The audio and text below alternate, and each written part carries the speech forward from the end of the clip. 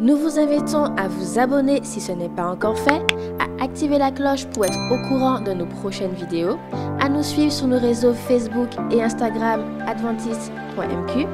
Bon visionnage et prenez soin de vous. Bonjour chers auditeurs, auditrices, chers frères, chères sœurs, chers amis, chers jeunes, chers enfants.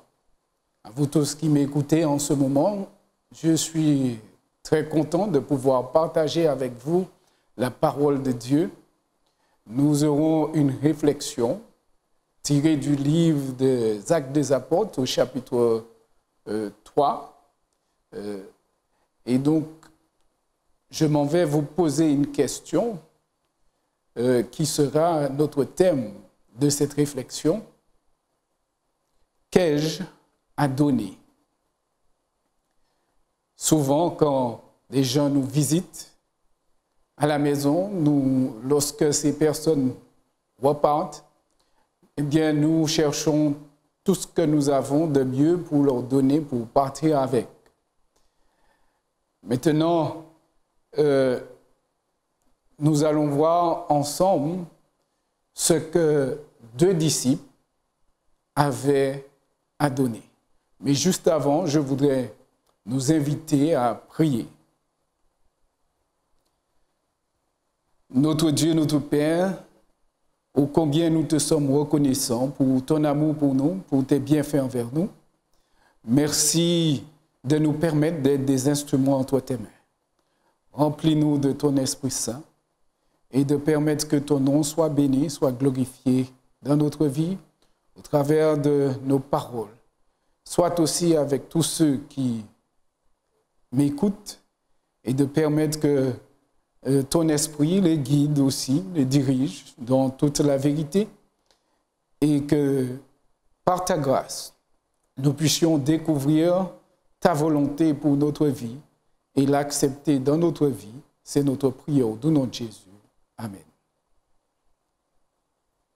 Alors, comme je disais, que notre réflexion se trouve dans le livre des Actes au chapitre 3. Nous avons ici un récit au sujet de deux apôtres, l'apôtre Pierre et l'apôtre Jean, qui étaient en mission. L'apôtre Pierre et l'apôtre Jean avaient l'habitude d'être ensemble parce que lorsque nous lisons dans le livre de Luc, nous voyons qu'ils étaient associés en tant que marins-pêcheurs. Ils avaient une entreprise ensemble, une entreprise de pêche.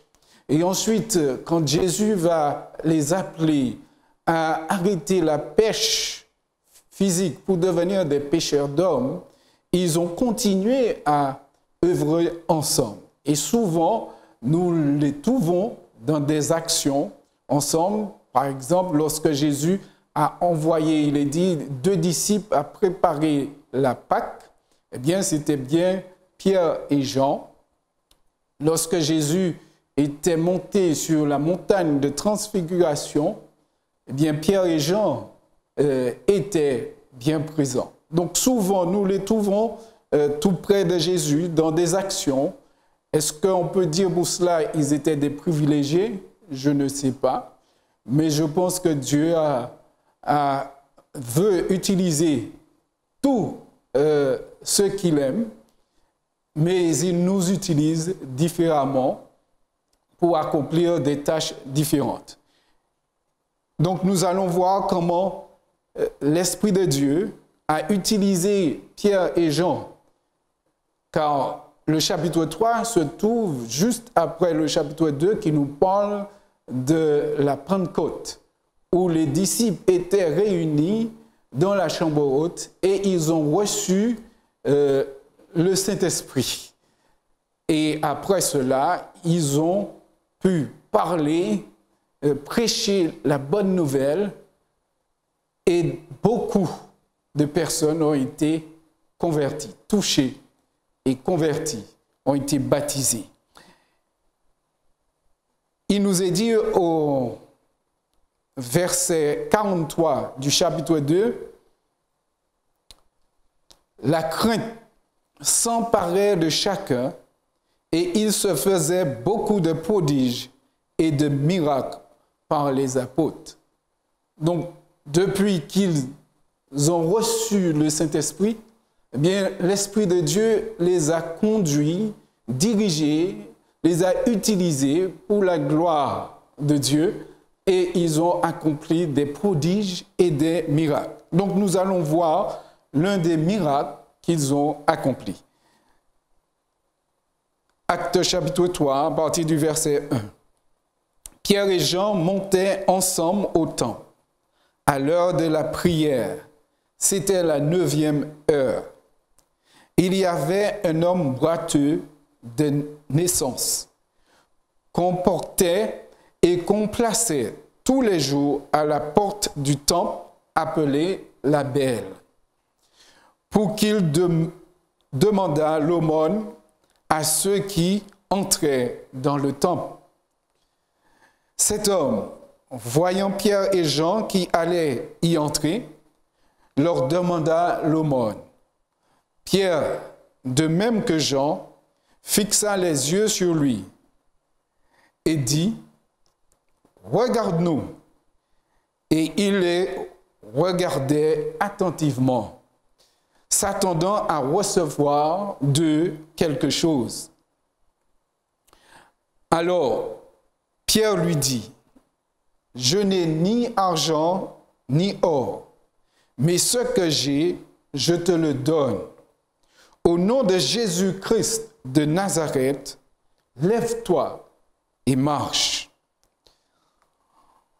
En le prenant par la main droite, il le fit lever. Au même instant, ses pieds et ses chevilles devinrent fermes, et d'un saut, il fut debout. Et il se mit à marcher. Il entra avec eux dans le temple, marchant, sautant et louant Dieu. Tout le monde le vit marchant et louant Dieu. Il reconnaissait que c'était celui qui était assis à la belle porte du temple pour demander l'aumône. Et il fut rempli d'étonnement et de surprise au sujet de ce qui lui était arrivé. Comme le boiteux qui avait été guéri ne quittait pas Pierre et Jean, tout le peuple, étonné, accourut vers eux, au portique dit de Salomon. Eh bien, chers frères et sœurs, chers amis, que pouvons-nous tirer de ce passage? D'abord, nous voyons ces deux disciples qui étaient remplis de l'Esprit de Dieu et qui accomplissaient des prodiges. Ils n'étaient pas différents de nous.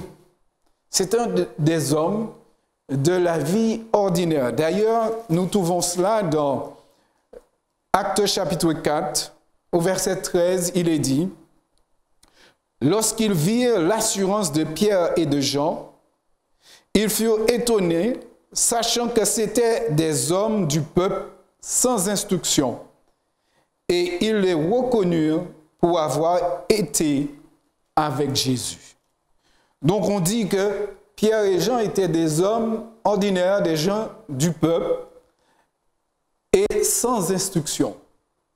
Mais regardons bien comment Dieu va les utiliser. Ce qui voudrait dire, chers amis, chers auditeurs, que quel que soit notre niveau, Dieu peut nous utiliser.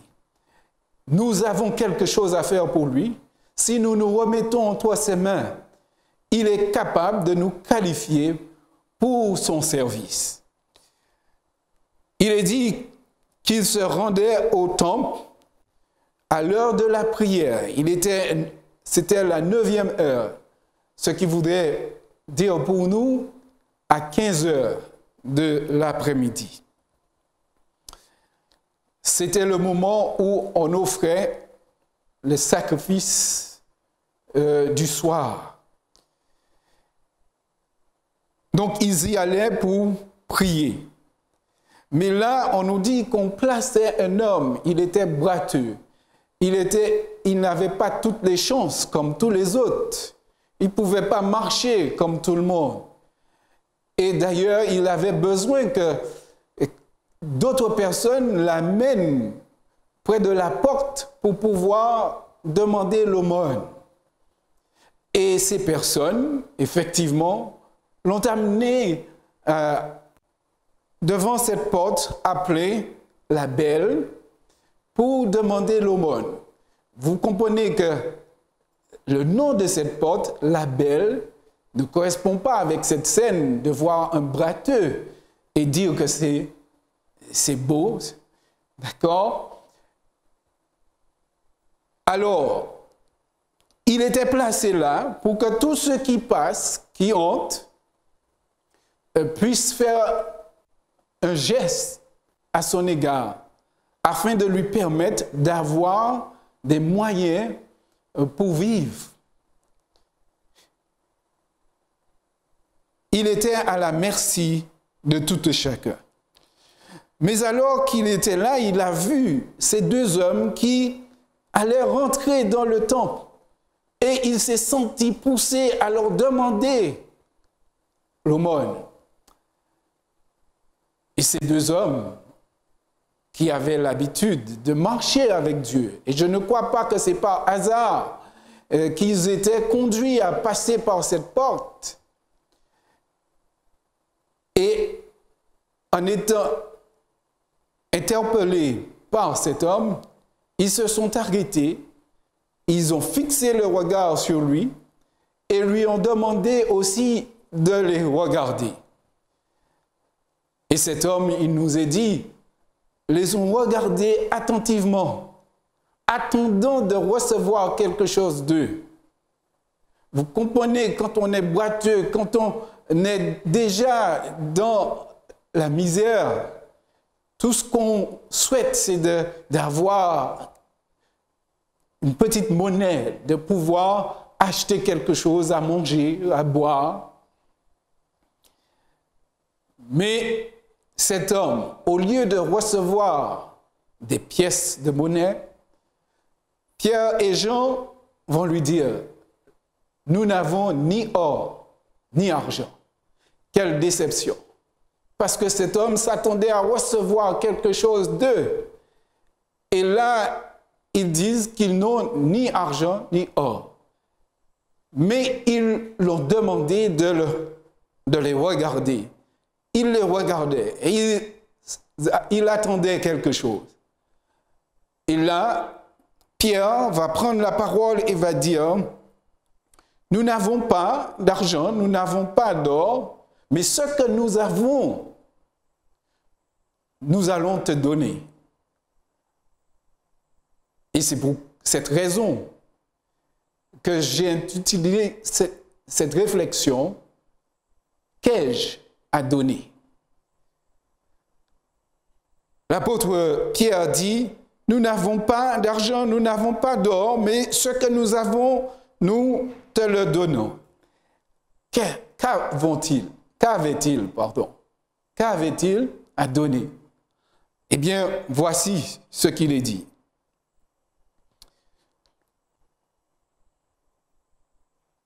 Au nom de Jésus de Nazareth, lève-toi et marche. Ceci me pousse à penser à un proverbe japonais qui dit que si on donne à un homme un poisson, on le nourrit pour un jour. Mais si on l'apprend à pêcher, eh bien, on le nourrit pour la vie. Eh bien, finalement, Pierre et Jean ne vont pas donner juste quelques pièces pour le nourrir pour 1 ou 2 jours. Mais ils vont plus loin, ils vont faire un miracle qui va lui permettre d'avoir les forces, d'avoir les moyens pour travailler et gagner sa vie.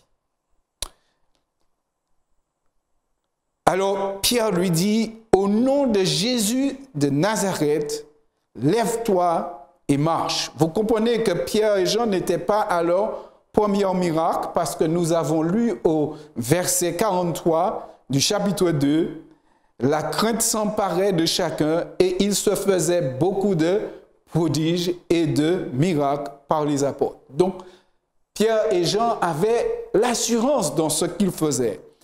Ils savaient en qui ils croyaient. Ils savaient au nom de qui ils agissaient. Et c'est pour cette raison, tous ceux qui veulent devenir disciples du Seigneur, qui veulent servir Dieu, doivent apprendre à avoir cette relation intime et personnelle avec lui. Doivent aussi apprendre à marcher avec lui, car Pierre et Jean ont marché avec Jésus pendant 3 ans et demi. Ils l'ont écouté, ils l'ont vu agir, ils ont entendu ses paroles et ils avaient confiance que Jésus était le Messie, il était le Fils de Dieu. D'ailleurs, avant de les quitter, Jésus leur donne cette mission.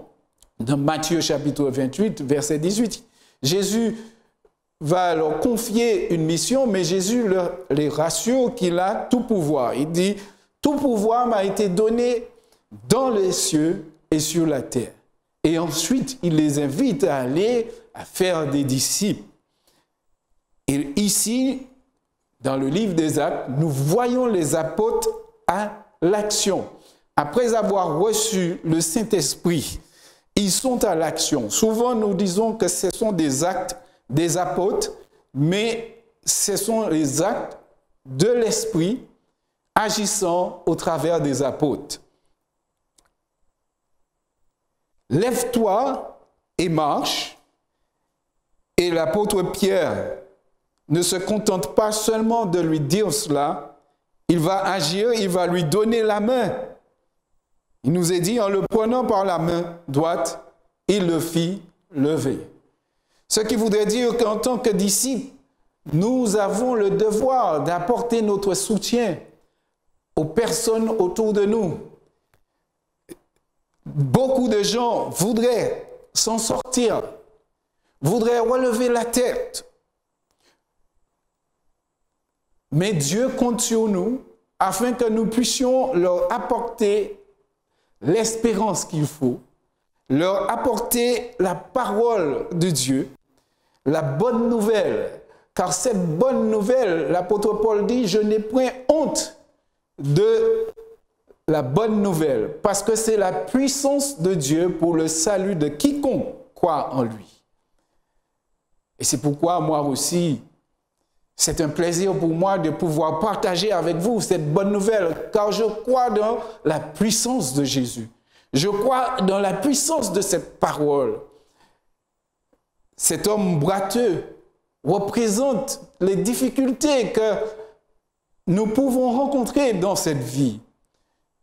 Nous vivons toutes sortes de situations qui nous paralysent la vie, qui nous embêtent, qui provoquent des inquiétudes. Mais ce matin, Pierre et Jean voudraient dire à ce boiteux, ne t'inquiète pas, car Jésus a tout pouvoir. Et en son nom, lève-toi et marche. Ce matin, chers amis, chers frères, chères sœurs, Dieu nous invite à nous lever. Il m'utilise pour dire que c'est possible pour chacun de nous lever au nom de Jésus. Pas à notre propre nom. Nous n'avons pas la force, nous n'avons pas la puissance en nous-mêmes. C'est pourquoi dans Zacharie, il est dit, ce n'est ni par la puissance, ni par la force, mais c'est par son esprit. Que l'Esprit de Dieu habite en nous, demeure en nous. Invitons le Saint-Esprit à prendre sa place dans notre cœur, dans notre vie, et nous pouvons devenir des instruments puissants entre ses mains. On nous dit que cet homme n'a pas reçu argent et or, mais il a reçu bien plus. Il a reçu un miracle. Ses pieds se sont affermis, ses chevilles. Et là, cet homme pouvait sauter et il pouvait marcher. Quelle bonne nouvelle pour cet homme. Oh, alors que chaque jour il était placé devant cette porte, j'imagine, il se demandait quand est-ce qu'il pourrait entrer dans le temple pour louer Dieu comme les autres le faisaient. Mais à cause de sa situation, il ne pouvait pas rentrer dans le temple. Mais nous voyons que ce désir était au fond de lui, de sorte que dès qu'il a été guéri, le premier endroit où il va rentrer, on nous dit, il entra avec eux dans le temple, marchant, sautant et louant Dieu. Il était reconnaissant pour ce bienfait, pour ce miracle dont il a été l'objet.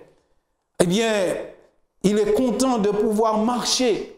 Mais le premier endroit où il entre, c'est dans le temple. Il marche, il saute et il loue Dieu. Oh, combien de fois nous sommes l'objet des bienfaits de Dieu, de la grâce de Dieu. Mais au lieu de le louer, on le méprise. On maugrait, on murmure.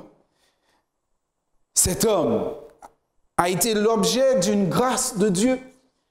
Il a été guéri physiquement. Et ensuite, il est entré dans le temple pour louer Dieu. Et tous ceux qui le virent, louant Dieu, étaient dans l'étonnement. Ah, c'est pas celui qui était près de la porte. Donc, souvent, nous associons une situation à une personne. Mais heureusement que notre Dieu est tout-puissant, que nous ne sommes pas obligés d'être attachés à une situation, à une maladie. Mais grâce à Dieu, nous pouvons être délivrés. Nous pouvons nous en sortir. Et nous pouvons devenir des instruments, nous-mêmes, entre les mains de Dieu. Voyez, cet homme, on le voyait comme le mendiant. Mais après cette guérison, il est devenu un instrument entre les mains de Dieu. Il a commencé à louer Dieu. Il faisait savoir à tous ceux qui l'entouraient, qui le rencontraient, que Jésus est vivant, qu'il est tout-puissant, il est capable de guérir, il est capable de nous sortir de n'importe quelle situation si nous croyons en lui, si nous plaçons notre confiance. Mais voyons que Dieu n'agit pas forcément tout seul vis-à-vis de quelqu'un. Il utilise des hommes, il utilise aussi des femmes pour être ses instruments. Pierre et Jean étaient des instruments entre les mains de Dieu.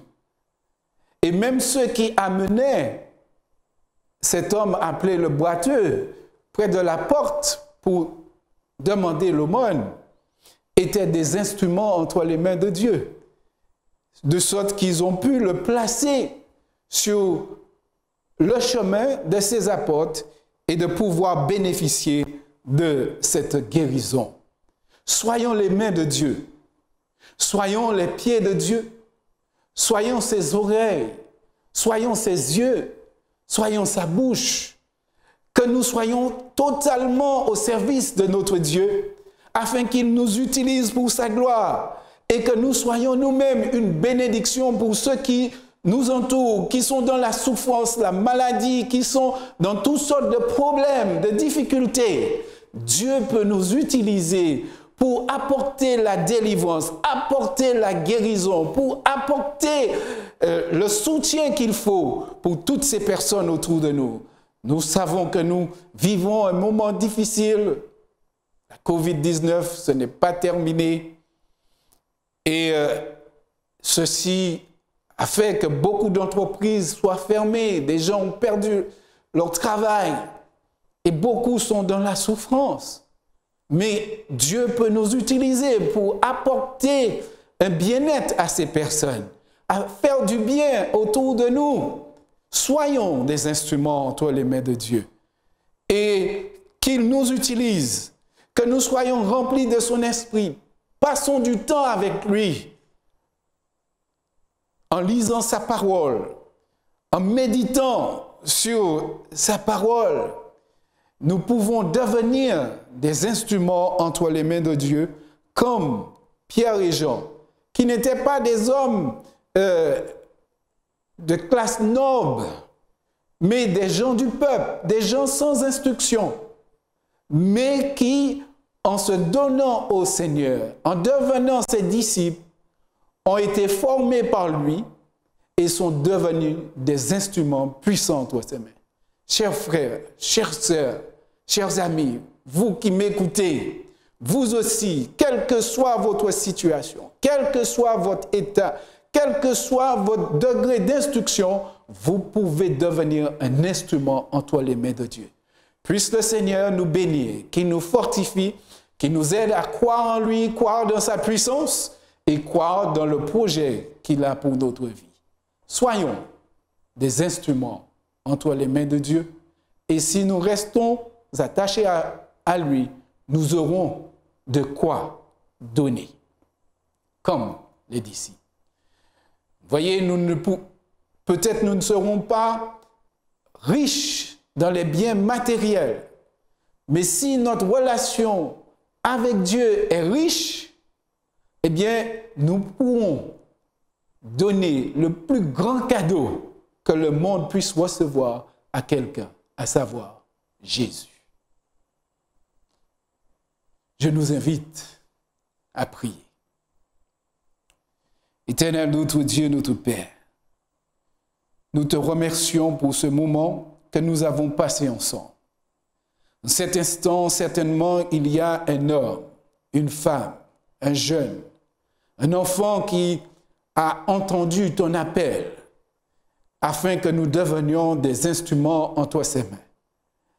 Bénis cet homme, bénis cette femme, bénis ce jeune, cet enfant, afin qu'ils deviennent des instruments entre tes mains, qu'ils soient utilisés par toi et qu'ils deviennent eux-mêmes une bénédiction pour ceux qui les entourent. Seigneur, sans toi, nous ne sommes rien. Nous ne pouvons rien, mais avec toi, nous pouvons faire des exploits. Alors utilise-nous pour la gloire de ton Saint-Nom et que nous soyons des moyens que tu vas utiliser pour préparer un peuple pour te rencontrer lorsque tu reviendras. C'est notre prière au nom de Jésus pour ta gloire.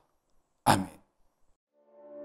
Nous vous invitons à vous abonner si ce n'est pas encore fait, à activer la cloche pour être au courant de nos prochaines vidéos, à nous suivre sur nos réseaux Facebook et Instagram adventiste.mq. Bon visionnage et prenez soin de vous.